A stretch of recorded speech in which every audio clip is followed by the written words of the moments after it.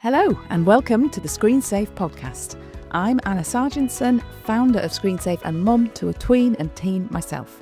And this podcast is here for anyone who cares about keeping children and young people safer online, whilst also building their resilience, self-esteem and establishing healthy digital habits. So whatever age or stage your children are at, there will be something here for you.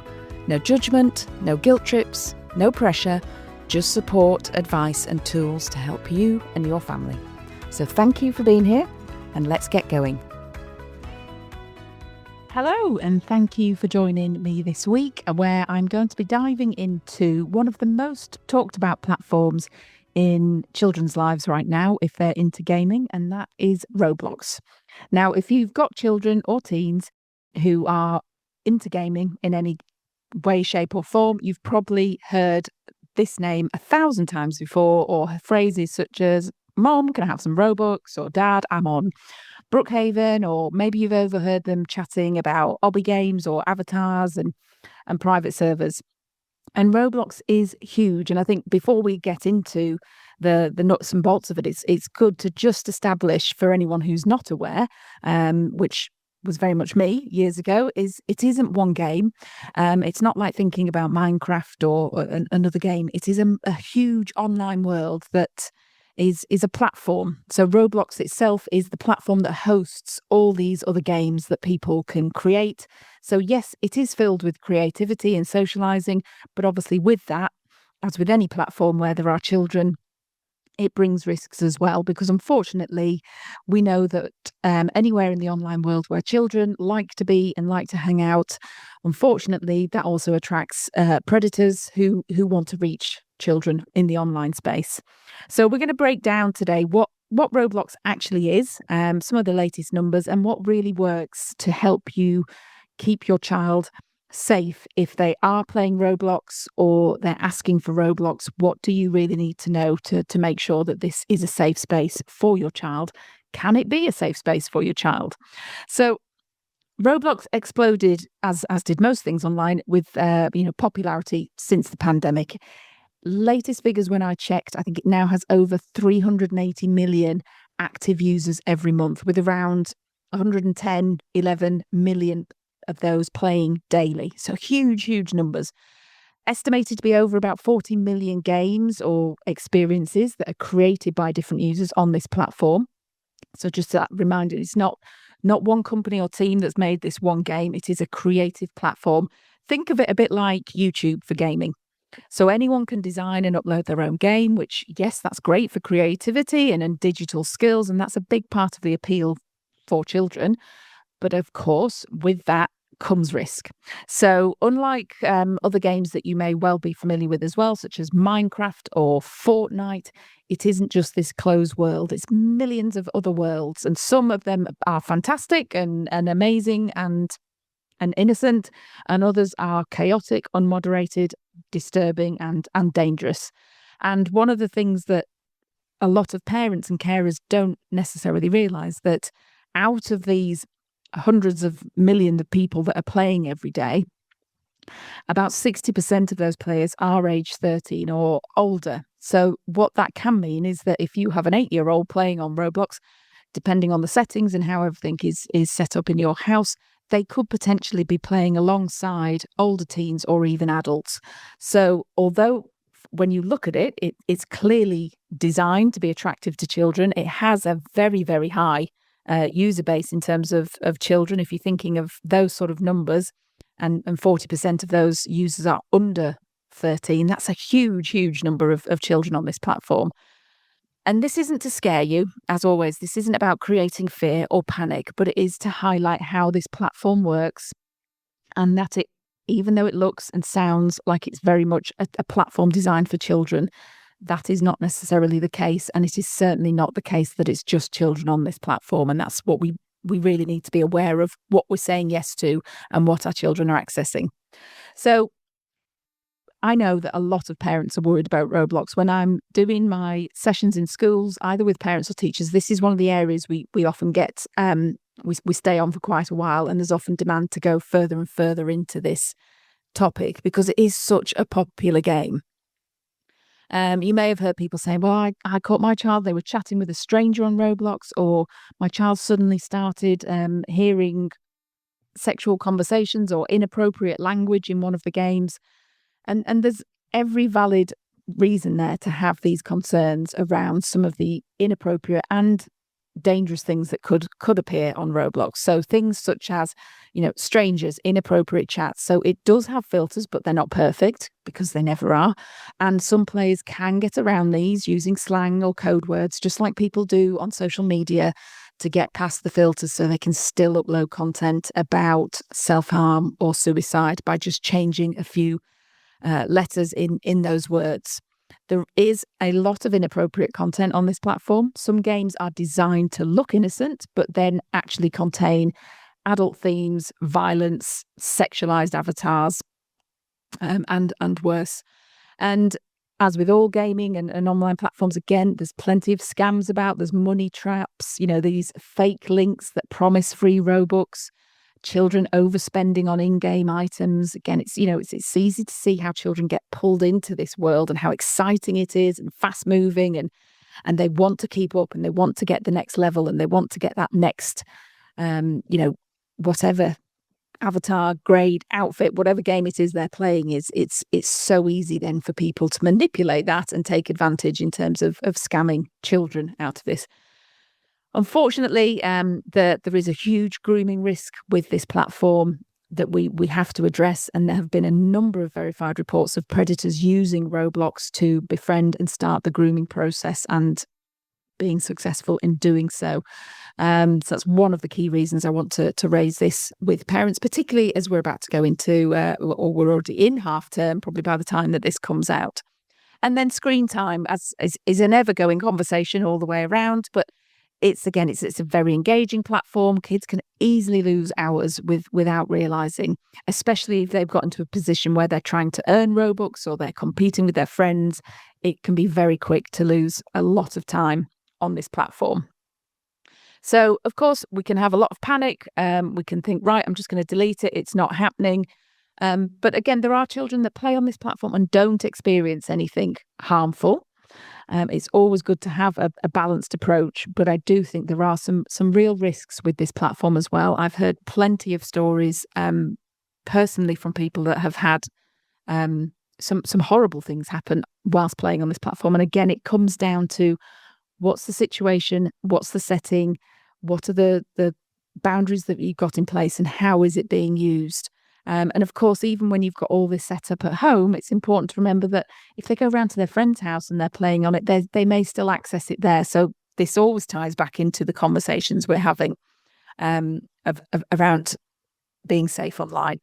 So if your child is new to Roblox and they're asking for it, or you've maybe just started using the platform, I really recommend that you take the time to set it up properly. That's not the same with everything, is actually schedule the time and say, right, okay, we've agreed you can have access to whatever it is, but you can't have access to it until we've spent the time making sure that it's safe and that you're going to have a positive experience on that platform. And then literally put it in your diary, because if you're anything like me or most of the parents I speak to, and life is busy and chaotic, and often when we go to do these things, they take a bit longer than we think. They need a bit more research. We need a bit of trial and error. And then it becomes one of those tasks of, oh, this is much more of a faff than I thought. I'll do it later. I'll do it at the weekend. And it just slips into that something on the to-do list. And then we forget about it until something actually goes wrong. So actually schedule the time and say, right, I'm spending half an hour here to get this set up, and before then you can't access it, and that's the agreement we've got in place. Use your child's real date of birth. Again, the same as we see across social media and all sorts of millions of children globally accessing platforms with the false date of birth, which opens them up to a whole host of risks and issues. But in this context, Roblox safety filters are based on age. So if you've got them set to 18 to get fewer restrictions, you're going to remove a lot of that protection. You can turn on your two-step verification, which will help prevent hackers and also stop your child from changing the settings without you. And have regular reviews of the privacy and chat and friend settings so you can decide who can message or join games with your child. Everyone, friends, no one. Obviously, I would never recommend that you have it set to everyone because that is wide open for things to go wrong. And if you have got it set to friends, again, remember, just like, again, we talk about this on other platforms, that is only as effective as how tight their friends list or their contact list is. If they've got 50 friends on there, half of whom they don't know, then that doesn't really help keep them safe at all. So it is absolutely set it down, but it has to be done with quality data behind it to be effective. Make sure that you do set some spending limits if Robux is an option there, and make sure that it has to, get your approval for purchases. So those sort of steps can, massively reduce the risk as a starting point, and make sure that you have your own parent account set up and link it to your child's. That's the number one thing as well that a lot of parents don't realize. They'll set an account up for their child and they'll put some controls in place, but by making sure you've got your own parent account, that's the only way that you can really control those parental controls and have that level of supervision. So when they are playing, I would say younger children, it's really important that you are actively involved in this space. And this is where it just doesn't work for so many parents, because understandably, they don't have time to sit next to their child and play Roblox every time they want to. But it's really important that you do spend some time with them. Let them show you their favourite games. Who did you play with today? What's the favourite thing you built? Keep that device in a shared space, dining room, living room, anywhere that you can actually see and hear. So no to headphones, because again, you can't hear the chat. And yes, it might not be the chat you want to hear, and it might be annoying, but it's a lot better than finding out that actually they've been hearing either some bullying content, inappropriate content, or have been chatting with a stranger. And this isn't about spying and being controlling over your child. It's about being present. And when they see you showing an interest and that you understand why they enjoy the game, why they want to be on it, they're much more likely to come to you and open up if something goes wrong, rather than if they think, oh, I know mom or dad hates me being on this. So if I mention that anything's gone wrong, they're just going to use it as an excuse to ban me from playing it. And that's one of the number one things that stops children coming forward about anything that's happened to them online, is that fear that they're going to get into trouble and they're going to lose access. So showing that interest, having these conversations, and getting them to also understand what tools are there in Roblox to help keep them safe. So how to block a user, how to report bad behavior, and looking at recognizing suspicious messages. These are life skills that we need to be building with children now in terms of the critical thinking, and that's what's going to keep them safe on the times when you're not there, because as we know, you can't be there 24/7. Some red flags that you should be aware of. Obviously, if you notice that your child suddenly starts to become secretive about who they're chatting with, or they're getting very angry or upset or anxious after gaming, you can see it's having a negative effect. Maybe they are asking for more Robux or gift cards with a real sort of sense of urgency or panic. Or, of course, obviously, if you hear any language that seems sexual or violent. And that's it. The best thing here is for you to take a breath, stay calm. Don't jump straight into punishment mode or angry mode, or I knew we shouldn't have said you could play this game. Something, I noticed you've been a bit quieter after playing Roblox lately, or what's been happening in your games, or you seem a bit down or angry after you're playing Roblox. Has it not been going well? Start, just opening the door for conversation. You're not saying that you're going to take it away straight away. That calm response is what's going to keep the communication going and help them open up to you. And I talk a lot about building digital resilience with children, because this is the long-term solution. You can put all the filters, controls, bans in place, but at some point your child is going to see, hear, or experience something off online. And what matters is that they know what to do next. So that means teaching them to think before they click on a link or just start chatting with someone and believe what that person's saying. get them to think and question things, thinking critically what they see. Is this real? Is this safe? Feel confident saying no or logging off when something feels wrong, or they can start to notice how it's affecting their feelings. So they're starting to feel themselves getting upset or angry.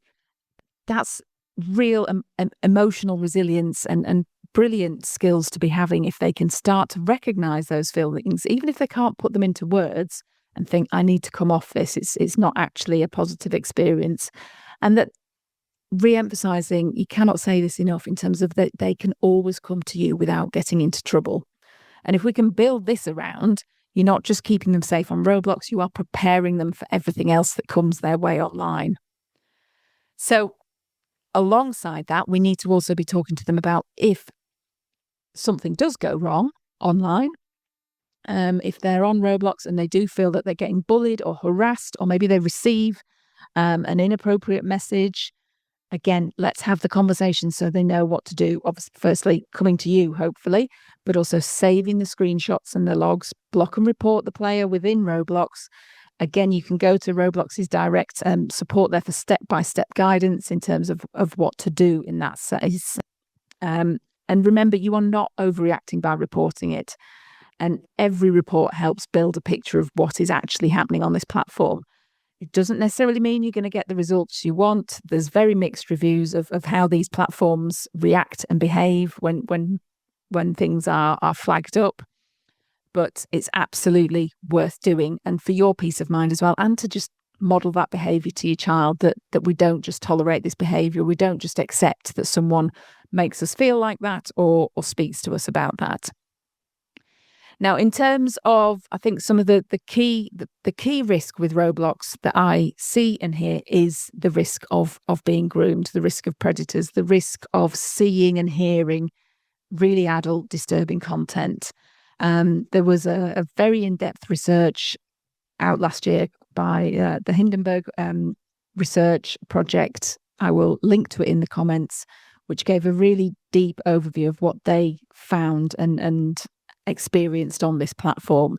And there's no getting away from the fact there is some disturbing content on this platform. And I think it is important that you are aware of the scale of that if you are thinking about letting your child have this option, or maybe they're already using Roblox.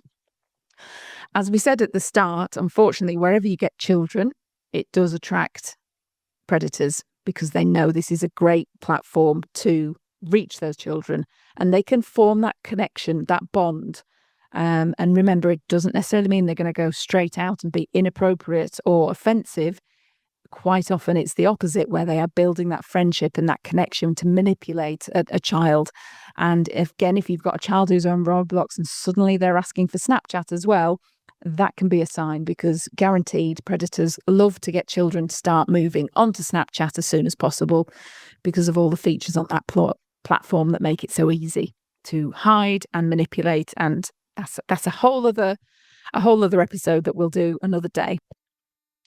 So in terms of the more concerning things that have been found on this platform, so from the Hindenburg research, they found hundreds of adult-themed studios. So these are rooms, games where people are engaging in sexual activity, highly inappropriate language, highly offensive in some cases, and absolutely not somewhere you want children to be at all. There's games on there as strip clubs. There's rooms where people are openly engaging in sexual activity. There's even a school simulator game has been on there, which I know if either of my girls had been into this platform when they were younger, they would have been all over that, because anything to do with role-playing schools, hours and hours of their time, they love doing that. And of course, there's a lot of children in this game. Unfortunately, you also get less positive people coming in there, predators, just downright nasty, horrible people who want to upset, offend, scare. And there's access to blackboards where you can write whatever you want. And some of the content I've seen is, I'm not going to repeat it on this podcast because I don't know who's listening, but really, really vile, offensive, racist, sexist, homophobic, disgusting content. There's been games created on there called Escape to Epstein Island, Run from Diddy. Again, we don't need to be a genius to think about who is creating such content. So yes, there are measures you can take, and absolutely you need to take them, but you really do need to be aware that this isn't a platform that you can just set up and think, right, we're good. This is it. It's safe because I've put my child's age in. I know they're only going to see child suitable content. I know they're not going to be able to speak with anyone else. And don't forget, of course, as well, there are adults on there that will put their date of birth as children. So your child may think they are speaking to someone else who is also 8 or 9, and actually it could be someone in their 40s or 50s, 20s, 30s. So this is why the conversations at home again of talking to our children about why we don't connect with anyone that we absolutely 100% don't know is who they say they are, and that we actually know them in real life, because the risks are just too great. So I think if you are going to have this game at home, you've got to have some really, really clear, strict boundaries. Be prepared to spend the time setting it up properly, monitoring it, playing it with your child, but understand the platform yourself, agree what games they can and can't access, have that open dialogue, make sure they know that, that there is a chance things can go wrong on any platform they're using. There are people out there who want to scare and upset children. And if they ever feel like anything like that is happening, they must always come to you. It's never, ever their fault that someone else has said something nasty or mean or made them feel funny online. And that's another life skill we want to be teaching our children all the time is listening to their gut, really building up that sort of sense of something just doesn't feel right, particularly with younger children who don't always have the vocabulary or the understanding to say, this has happened and this is how I'm feeling. They just feel funny. They feel scared. They feel a bit upset. They feel a bit funny in their tummy. Maybe they're not sleeping. Whatever it is, they just need to know that that's really good of them to recognise that, and that you're there to help make them feel better, and that it's absolutely not their fault. So I'm going to be doing a much more in-depth summary of Roblox, one of my training sessions on this, because it's a huge topic. It's one of the most popular games with primary school children, absolutely, but plenty of teens are playing this as well. So this is relevant to everybody. And as always, it is down to us. We are the best form of online safety and protection for our children. Yes, there are parental controls. Absolutely use them and use them properly, but don't rely on them. There is a lot of unpleasant, shall we say, people on this platform that you absolutely don't want your children having any connection with at all. So it's really important you're having these conversations at home, setting the boundaries, making sure you've set it up as safe as you can, but recognizing that doesn't mean it is 100% bulletproof and everything's always going to be fine. It is going to need that constant monitoring. Internet Matters is a great resource as well, again, for sort of step-by-step instructions. Roblox have their own parental controls listed on their platform, of course, but if you want any others, I always recommend Internet Matters for looking at, easy to follow step-by-step instructions of parental controls. Please take the time to understand any app or platform that your child is either using currently or asking for in the future, because the risks are just too high. And unfortunately, there's too many platforms out there that make this just easy for people to get in touch and start manipulating and grooming children. And that is absolutely not what we want to happen. So if you want to grab my free downloadable Roblox safety toolkit, you can head onto my website now. It's a quick checklist there, conversation guide to help you get started. If this has helped you at all, or maybe you're thinking of another parent who you've been talking about Roblox, or they've been saying their child's playing it, or school community, please share far and wide. The more we know, the more conversations we have around this, the safer we can keep children, the more resilience we can build, the better knowledge, and the less chance of anything really harmful happening to children online will be. So thanks for listening today. I will be back soon with another episode. Take care. Thanks so much for listening. I really hope you found this episode useful. And if you did, I'd really appreciate it if you would like to leave a like and maybe share it with someone who you feel may benefit from this conversation, or leave a comment below. And if you'd like to receive my newsletter with more news, tips, resources and all the information about the programmes I run and other ways I can support you, please head over to my website, screensafe.co.uk. Take care.